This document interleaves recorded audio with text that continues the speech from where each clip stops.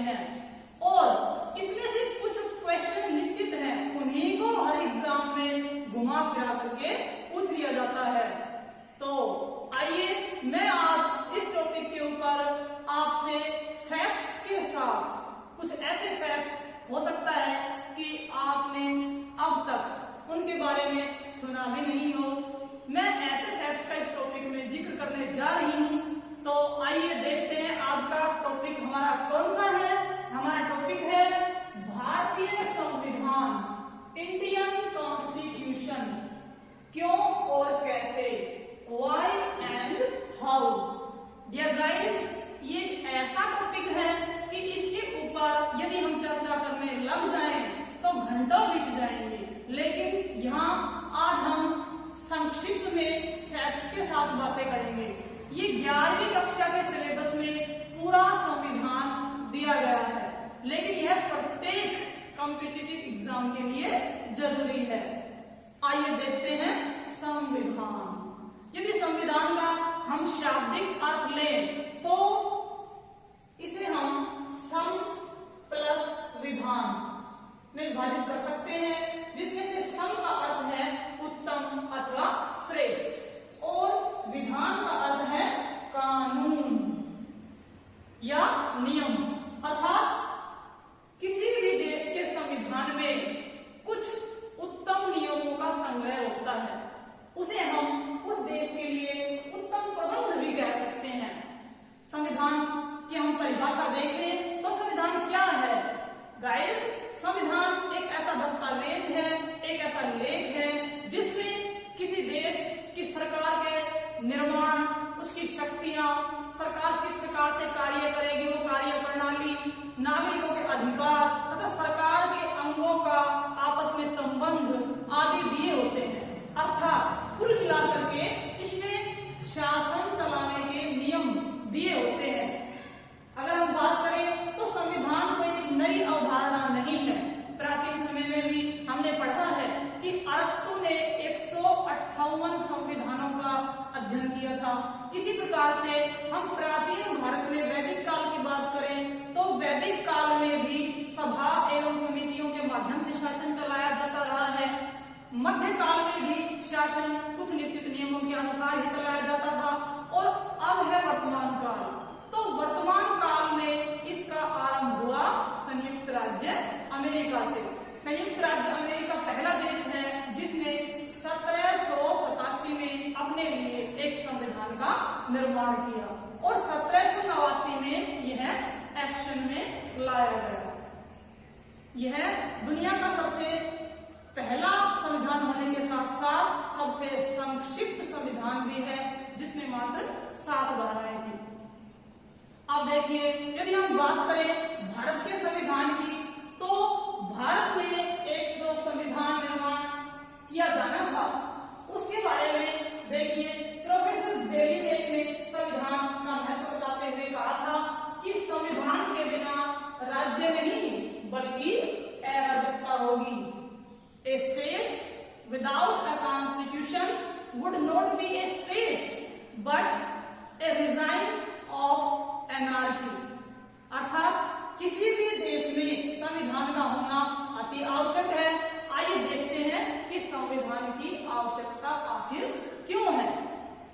संविधान अगर किसी देश में नहीं होगा तो हो सकता है कि वहां की शासन व्यवस्था में जो शासक है वो स्वेच्छाचारी बन जाए, निरंकुश बन जाए, वे अपने नागरिकों का शोषण करें, या फिर हो सकता है कि नागरिकों को अपने अधिकार प्राप्त करने के लिए दोबारा से क्रांति का सहारा लेना पड़े, और यदि क्रांति का सहारा लिया तो फिर शांति व्यवस्था को बनाए नहीं रखा जा सकता है, और अगर शांति व्यवस्था नहीं रहेगी तो फिर उस देश का विकास भी संभव नहीं है।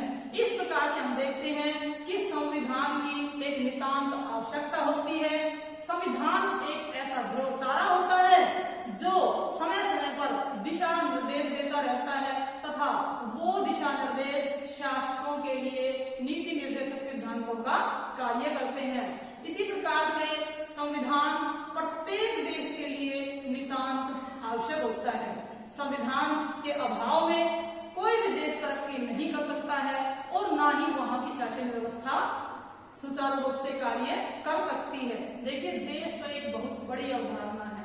यदि हम बात करें तो एक छोटी से छोटी सामाजिक संस्था, चाहे वह परिवार ही क्यों न हो, किसी परिवार को चलाने के लिए भी कुछ नियम कायदों एवं परंपराओं की जरूरत पड़ती है।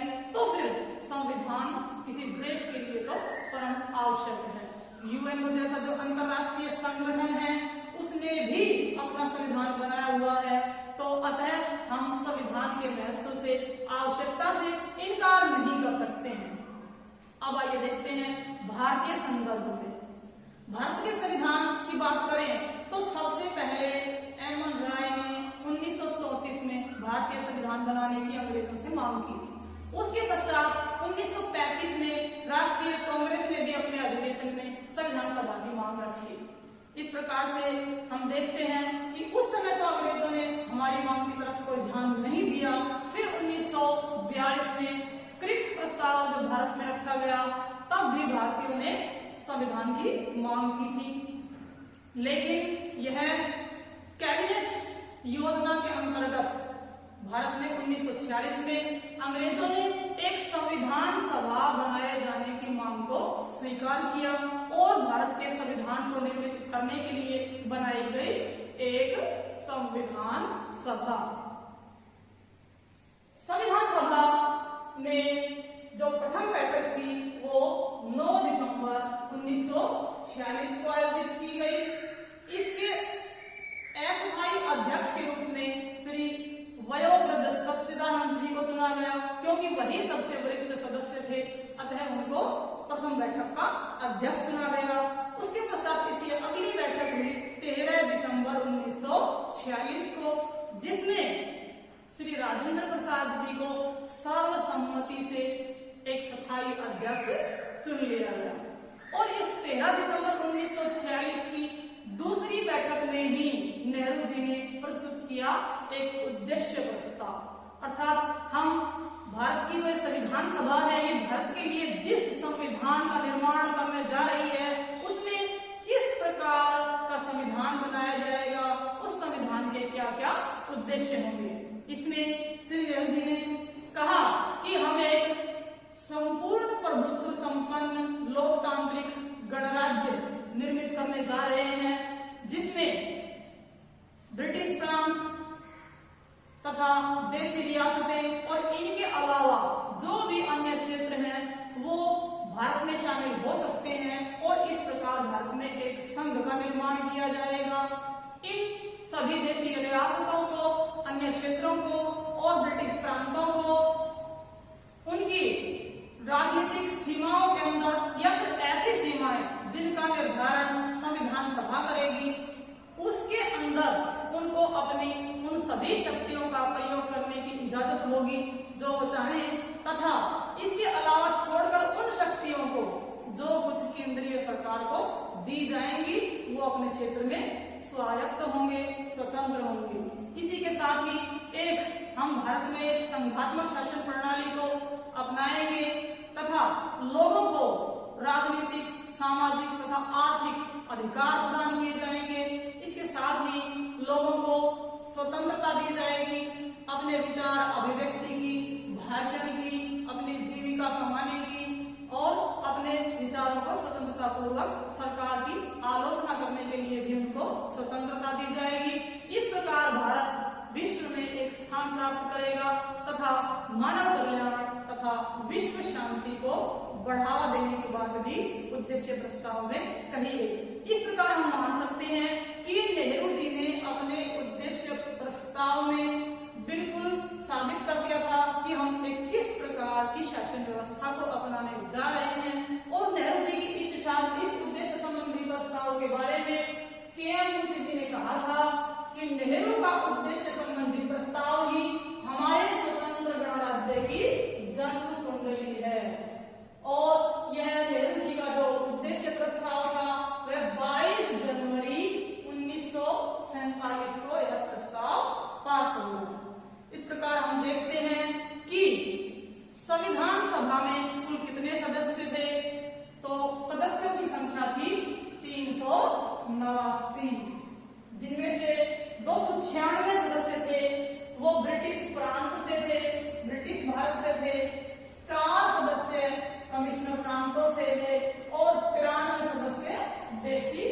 प्रयास से थे। इन सभी ने मिलकर के एक संविधान सभा का निर्माण किया, परंतु मुस्लिम लीग इससे अलग थल पड़ी। मुस्लिम लीग ने इसमें भाग नहीं लिया। मुस्लिम लीग को छोड़ दें तो इसके सदस्यों की संख्या 324 थी। उसी समय संविधान सभा के लिए चुनाव होने थे। ये जो चुनाव किए गए थे सदस्यों के, ये वयस्क मताधिकार प्रणाली पर नहीं किए गए थे, बल्कि ये राज्य की उन प्रांतों की विधान सभाओं को ही चुनाव क्षेत्र मान लिया गया था और उनको उसमें शामिल किया गया था। इस प्रकार से कभी कभी आलोचना की जाती है कि जो संविधान सभा थी उसके जो चुनाव थे वो वयस्क मताधिकार के आधार पर नहीं हुए थे। अब देखिए हमारे संविधान को बनाने में कितना समय लगा। इसमें लगभग 3 वर्ष अर्थात 2 वर्ष 11 महीने और 18 दिन का समय लगा। इसको बनाने के लिए उन 7 समितियों की स्थापना की गई। इन समितियों के अध्यक्ष बनाए गए तथा कुछ सदस्य बनाए गए, जिससे इनका काम सुचारू रूप से चल सका और प्रत्येक समिति ने अपने जो कार्य था उसके ऊपर बहुत ही मेहनत करके अपना काम संपन्न किया। इसमें एक थी संघ संविधान समिति, जिसके अध्यक्ष श्री जवाहरलाल नेहरू जी को बनाया गया था। नियम समिति और संचालन समिति, जिसके अध्यक्ष श्री राजेंद्र प्रसाद जी थे। प्रारूप समिति, जिसके अध्यक्ष डॉक्टर भीमराव अंबेडकर को बनाया गया। इनके अलावा उसमें 7 अन्य सदस्य भी थे। एक थी सलाहकार समिति। सलाहकार समिति के अध्यक्ष BN राव जी को बनाया गया, जो कि संवैधानिक सलाहकार समिति थी। संघ शक्ति के अध्यक्ष पंडित जवाहरलाल नेहरू थे तथा प्रांतीय संघ समिति के अध्यक्ष सरदार वल्लभ भाई पटेल जी थे। इस प्रकार से इन सभी समितियों ने अपना अहम योगदान दिया भारत के संविधान निर्माण में। इसके अलावा एक अंतरिम सरकार का गठन किया गया था देश के शासन को चलाने के लिए। उस अंतरिम शासन में जो मंत्रालयों का वितरण हुआ वो इस प्रकार से था, जैसे कि उप सभापति एवं विधानसभा के अध्यक्ष बनाए गए थे पंडित जवाहरलाल नेहरू। इसी प्रकार से गृह विभाग, सूचना एवं प्रसारण विभाग के मंत्री बने वल्लभ भाई पटेल जी। श्रम मंत्रालय जगजीवन राम जी को दिया गया था। रक्षा मंत्री बलदेव जी थे और वित्त मंत्री आरंभ में जॉन मथाई को बनाया गया था, लेकिन बाद में जब कैबिनेट का गठन किया गया, पुनर्गठन किया गया, तो लियाकत अली खान को वित्त मंत्रालय सौंपा गया। कृषि एवं खाद्य मंत्रालय स्वयं श्री राजेंद्र प्रसाद जी के नियंत्रण में था। इसी प्रकार से शिक्षा मंत्रालय श्री राजगोपालाचारी जी के पास था। ये मंत्री भी अपने अपने विभागों में बड़े सुचारू रूप से कार्य संपन्न कर रहे हैं।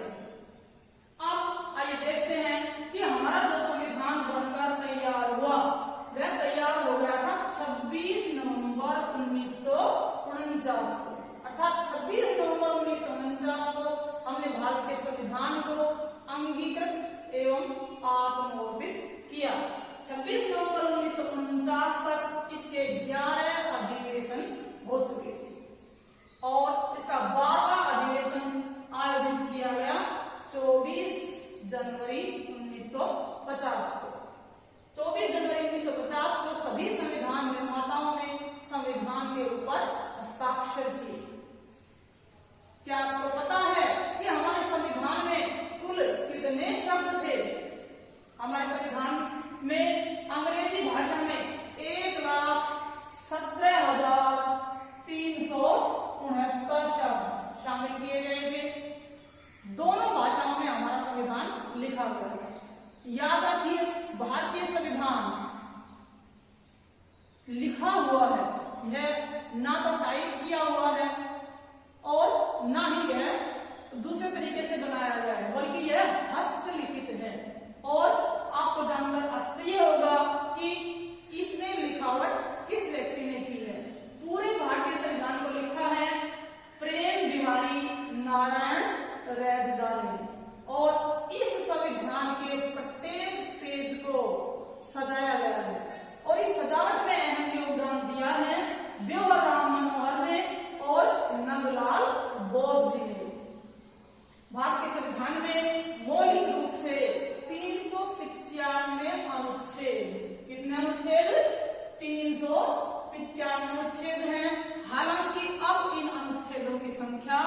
450 से भी अधिक हो गई है। लेकिन प्रश्न दो तरीके से पूछा जाता है। मौलिक रूप से पूछे तो हम 395 अनुच्छेद ही बताएंगे। इन्हीं अनुच्छेदों के अंदर ए बी जोड़ करके इनकी संख्या बढ़ा दी गई है।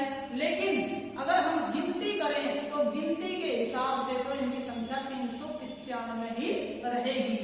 इसके अलावा इसमें 22 भाग और कभी कभी इन भागों को अब दर्शाया जाता है 25, क्योंकि इसमें 3 भाग और जोड़ दिए गए हैं और अनुसूचियां 12 आरंभ में इसमें 8 अनुसूचियां थी, बाद में इसमें 4 अनुसूचियां और जोड़ करके अब इसकी अनुसूचियों की संख्या हो गई है 12।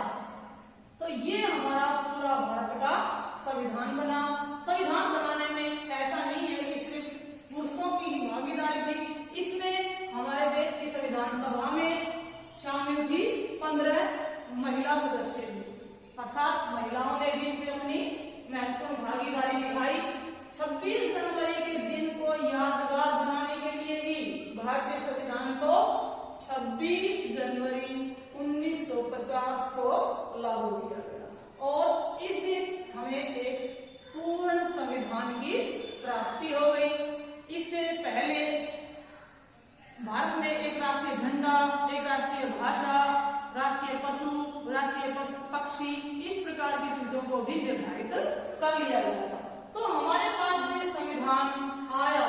अब ये संविधान किन किन स्रोतों से आया, इसमें महत्वपूर्ण यही है कि हमने किस देश से क्या किया। भारत के संविधान निर्माताओं ने दुनिया के बहुत से देशों से अच्छी अच्छी बातों का संग्रह किया है तथा उन ऐसी बातों का संग्रह किया है जो भारतीय परिस्थितियों के अनुकूल हो और भारत में जिनका पालन किया जा सके।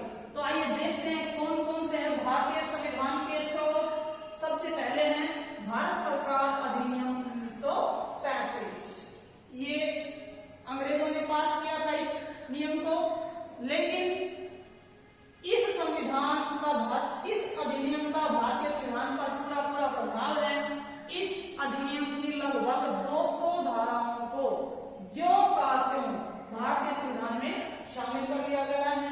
इसके अंतर्गत भारत में एक संघीय शासन प्रणाली की स्थापना की गई है तथा भारत की जो शक्तियां हैं उनको 3 भागों में बांटा गया है। इसमें केंद्र सूची, राज्य सूची एवं समवर्ती सूची का नाम आता है।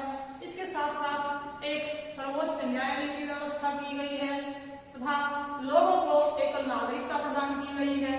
ये सभी बातें हमने ली है भारत सरकार अधिनियम 1935 से। और नंबर 2 हम कहेंगे कि हमने कुछ विदेशी संविधानों से भी महत्वपूर्ण बातों को अपनाया है, जिसमें सबसे पहले हम नाम लेंगे ब्रिटिश का। ब्रिटिश हमारे यहाँ पर शासन कर रहे थे, उनकी शासन प्रणाली से हम अच्छी तरह से परिचित हो गए थे और उनके अनुरूप हमने अपने आप को कुछ तो ढाल लिया था और कुछ ढालना बाकी था। अतः हमने ब्रिटिश संविधान से बहुत सारी बातों को ग्रहण किया, जैसे कि राष्ट्रपति के पद का नाम मात्र का होना। जिस प्रकार ब्रिटेन में राजा का पद नाम मात्र का है परंतु वास्तविक शक्तियां प्रधानमंत्री एवं मंत्रिमंडल के पास होती है, ठीक इसी प्रकार भारत में भी राष्ट्रपति का जो पद है वो नाम मात्र का है और बाकी सभी शक्तियों का प्रयोग प्रधानमंत्री और मंत्रिमंडल के माध्यम से किया जाता है। इसी प्रकार से संसदीय शासन प्रणाली, ब्रिटेन में संसदीय शासन प्रणाली पाई जाती है और इसको अपने वहीं से अपने संविधान में अपनाया है। इसके अलावा विधि का शासन अर्थात कानून का शासन, हम जो भी शासन के नियम है वो सब संविधान से ही प्राप्त किए जाते हैं। संविधान से अलग किसी प्रकार का नियम लागू नहीं किया जाता है। अतः यह बात भी हमने ब्रिटेन से अपनाई है। इसके अलावा मंत्रिमंडलीय प्रणाली अर्थात मंत्रिमंडल के माध्यम से शासन करना, जिसमें प्रधानमंत्री का पद महत्वपूर्ण होता है। एकल नागरिकता, दुनिया के अन्य संघीय देशों में दोहरी नागरिकता है जैसे कि अमेरिका में, लेकिन हमने ब्रिटेन के नकल करते हुए अपने यहाँ पर इकहरी नागरिक व्यवस्था को अपनाया है, जिससे हमारे देश में मजबूती रहे, लोकतंत्र को बढ़ावा मिले। इसके अलावा द्विसदनीय विधान पालिका के 2 सदन है, लोकसभा एवं राज्यसभा। जो लोकसभा है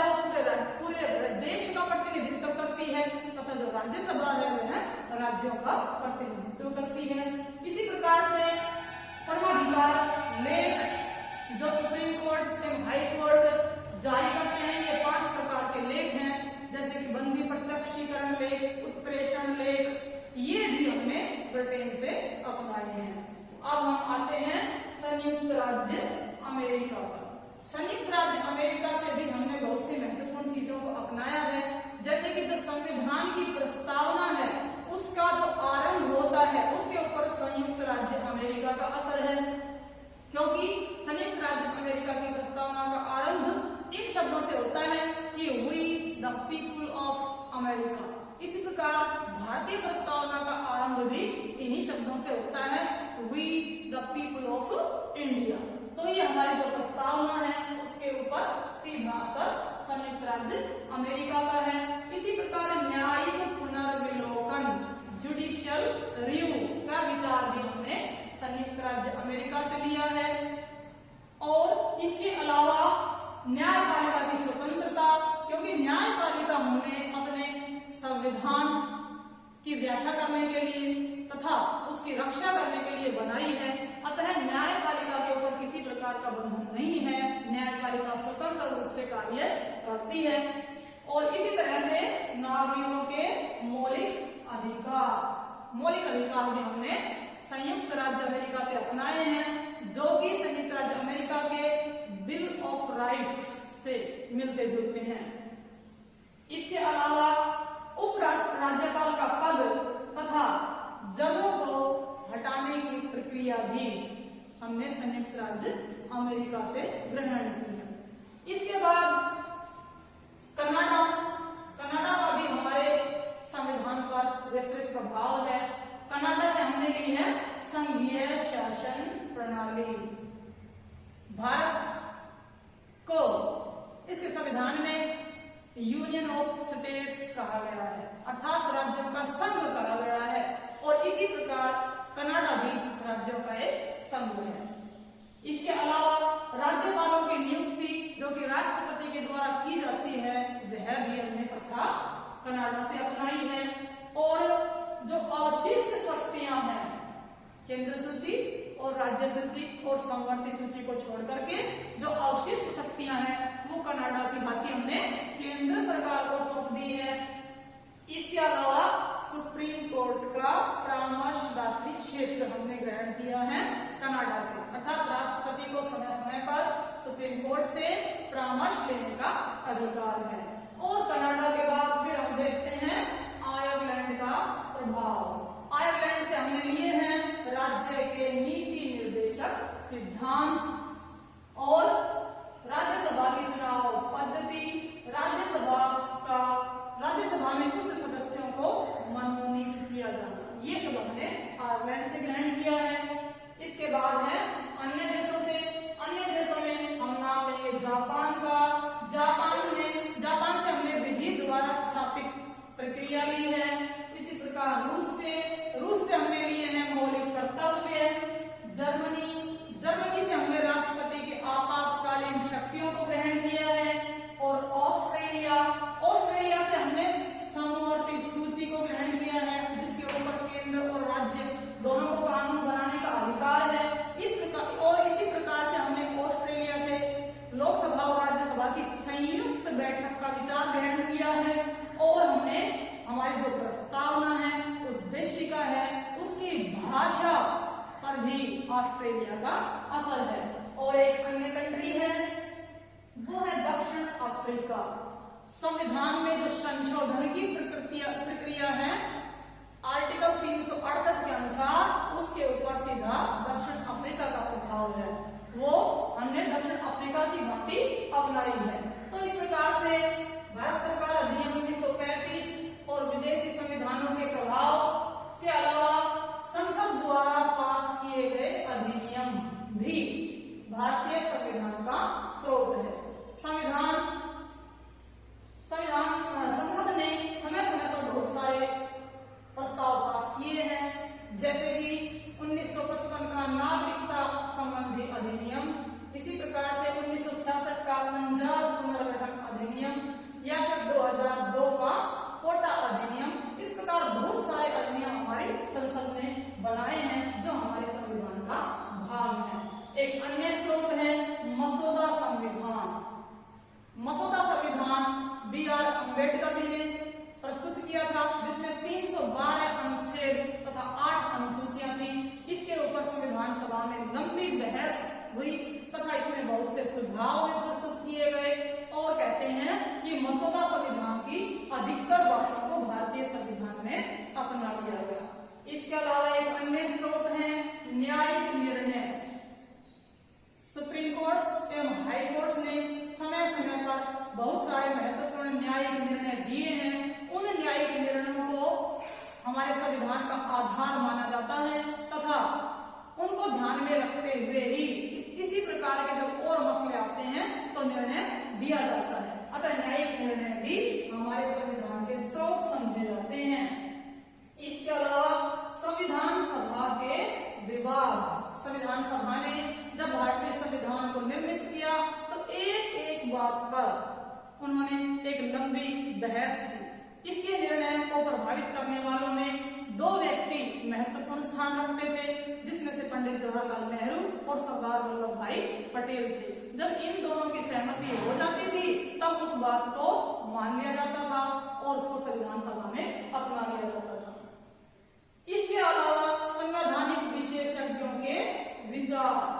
कुछ ऐसे संवैधानिक विशेषज्ञ एवं राजनीतिज्ञ हुए हैं जिन्होंने महत्वपूर्ण लेख लिखे हैं और उन लेख को हम संविधान में शामिल तो नहीं करते हैं, लेकिन उनसे बहुत कुछ सीखते हैं और उनको आधार मानते हैं। जैसे कि मैं वर्णन करना चाहूंगी मैं डी.डी. बसु। डी.डी. बसु जी ने एक पुस्तक लिखी है जिसका नाम है commentary on the constitution of India. इसी प्रकार बी.एन. राव, उनका लेख है the constitution of India. K V. Rao, उनका लेख है parliamentary democracy of India. N.A. Palkhivala, जिन्होंने our constitution defaced and defiled नामक लेख लिखा है और ये एक है M.C. सीतलवाड़, जिनकी बुक का नाम है द इंडियन कॉन्स्टिट्यूशन। तो ये संविधान के बारे में लिखी गई ऐसी महत्वपूर्ण पुस्तकें हैं कि इनसे हम संविधान के लिए दिशा निर्देश प्राप्त करते हैं। अतः यह भी भारत के संविधान का स्रोत कहे जा सकते हैं। अगला है संवैधानिक संशोधन। भारतीय संविधान 26 जनवरी 1950 को लागू हुआ था। तब से लेकर के अब तक इसमें लगभग 125 संशोधन हो चुके हैं और वो संशोधन भी संविधान का एक भाग है। और अंत में परंपराएं। इन लिखित नियमों के अलावा कुछ परंपराएं भी, कुछ प्रथाएं भी हैं जो भारत के संविधान का स्रोत कही जा सकती हैं। जैसे कि भारत में राज्यपालों की नियुक्ति राष्ट्रपति करता है, लेकिन इसके साथ ही एक प्रथा जुड़ गई है कि राज्यपालों की नियुक्ति करने से पहले वह संबंधित राज्य के मुख्यमंत्री से परामर्श करता है। इसी प्रकार से यह भी एक प्रथा बन गई है कि वह राज्यपाल उस राज्य का नागरिक नहीं होना चाहिए। इसी तरह से जो मंत्रिमंडल शासन प्रणाली है उसमें यह प्रथा बन गई है कि प्रधानमंत्री के पद को महत्वपूर्ण माना जाता है और यह भी कहीं पर भी लिखा हुआ नहीं है कि किसको राष्ट्रपति ने प्रधानमंत्री नियुक्त करना है, लेकिन यह एक प्रथा बन गई है कि राष्ट्रपति सबसे पहले बहुमत दल के नेता को ही प्रधानमंत्री पद के लिए आमंत्रित करता है। और इसी प्रकार से एक अन्य प्रथा है, वो यह है कि किसी भी व्यक्ति के राष्ट्रपति पद पर 2 बार से अधिक आने की प्रक्रिया नहीं है। अपने आप ही 2 बार आने तक ही उसको सीमित कर दिया जाता है और तीसरी बार पद पर नहीं आते हैं। इस प्रकार ये सभी हैं भारतीय संविधान के स्रोत। डियर गाइस, इनको देखते हुए और विदेशी संविधानों से अधिकतर बात लेते हुए बहुत से आलोचक भारतीय संविधान की आलोचना यह कहकर करते हैं कि भारतीय संविधान एक उधार का थैला है, अर्थात Indian constitution is a bag of borrowings, और भारतीय संविधान विविध संविधानों की खिचड़ी है, अर्थात hodgepodge ऑफ डिफरेंट कॉन्स्टिट्यूशन। और इसके साथ ही एक आलोचना यह भी की जाती है कि भारत का जो संविधान है उसकी भाषा बहुत ही जटिल है, क्लिष्ट है, क्योंकि संविधान सभा के जो अधिकतर सदस्य थे वो पेशे से वकील थे। इसलिए भारत के संविधान को अक्सर वकीलों का स्वर्ग भी कहकर संबोधित किया जाता है। परंतु आलोचकों को ये बात ध्यान में रखनी चाहिए कि हाँ, ये सही है कि हमने विदेशी संविधानों से बहुत सी बातों को ग्रहण किया है, लेकिन हमने उन सभी संविधानों की उन अच्छी बातों को ग्रहण किया है जो उनके देश में सफलतापूर्वक लागू हो चुकी हैं तथा काम कर चुकी हैं और भारतीय परिस्थितियों के भी वो अनुकूल है। अतः आलोचना निराधार हो जाती है। भारत का संविधान अपने आप में बेजोड़ है और भारत को स्वतंत्र हुए कितने दिन हो गए, अभी तक भारत में इस प्रकार की कोई ऐसी घटना नहीं आई है कि भारत के संविधान को अनुकूल नहीं माना जाए। देखिए, संविधान के बारे में हमें महत्वपूर्ण बात और बताना चाहेंगे। संविधानों का वर्गीकरण करें तो इसका एक तो इस आधार पर वर्गीकरण किया जा सकता है, लिखित एवं अलिखित। अलिखित संविधान ब्रिटेन का है जो कि परंपराओं, प्रथाओं, न्यायिक निर्णयों पर आधारित है और संवैधानिक संशोधनों पर आधारित है। लेकिन दूसरी तरफ लिखित संविधान, संयुक्त राज्य अमेरिका का संविधान सबसे पहले लिखित हुआ। भारत जैसे विस्तृत देश में भी लिखित संविधान को अपनाया गया है और दुनिया के सबसे विस्तृत संविधानों में से है भारत का संविधान, जिसमें एक बात को लिखा गया है ताकि शासन के विभिन्न अंगों में किसी प्रकार का टकराव ना हो तथा नागरिकों के अधिकार एवं स्वतंत्रताओं का भी इसमें खुलकर वर्णन किया गया है। केंद्र सरकार और राज्य सरकार की शक्तियों को भी खुल करके बताया गया है ताकि किसी भी प्रकार का विरोध या मनमुटाव पैदा नहीं हो। एक अन्य आधार पर भी संविधान का वर्गीकरण किया जा सकता है, वो है लचीला एवं जटिल के आधार पर। जटिल संविधान वह होता है जिसमें आसानी से परिवर्तन नहीं किया जा सकता है, संशोधन नहीं किया जा सकता है, जिसकी संशोधन प्रक्रिया बहुत ही जटिल होती है, जैसे कि अमेरिका का संविधान। अमेरिका का संविधान दुनिया के कठोरतम संविधानों में से एक है और सबसे लचीला संविधान है ब्रिटेन का, जिसमें परिवर्तन करने के लिए ज्यादा विशेष प्रक्रिया की आवश्यकता नहीं होती है। और भारत का संविधान जटिल संविधान और लचीले संविधान का सम्मिश्रण है, जिसमें से कुछ धाराओं में तो बहुत ही सरलता से संशोधन किया जा सकता है केवल साधारण बहुमत से। कुछ ऐसे अनुच्छेद हैं जिसमें 2/3 बहुमत से संशोधन किया जा सकता है तथा कुछ ऐसे अनुच्छेद भी हैं जिसमें संसद एवं राज्य विधानसभाओं के 2/3 बहुमत से भी संशोधन किया जा सकता है। इस प्रकार हम देखते हैं कि भारत का संविधान क्यों और कैसे आपको पूर्णतः समझ में आ गया होगा। अब आप इसका एक स्क्रीनशॉट ले सकते हैं। डियर गाइस, मैं समझती हूँ कि आज आपने बहुत सारी नई बातें सीखी होंगी और इसके आगे मैं प्रस्तावना से संबंधित अपना अगला टॉपिक लेकर के हाजिर होंगी। इसी के साथ आप मेरे वीडियो को लाइक कीजिए, चैनल को सब्सक्राइब कीजिए ताकि मैं आपके लिए लेकर आती रहूं और अच्छे इसी प्रकार के इंटरेस्टिंग टॉपिक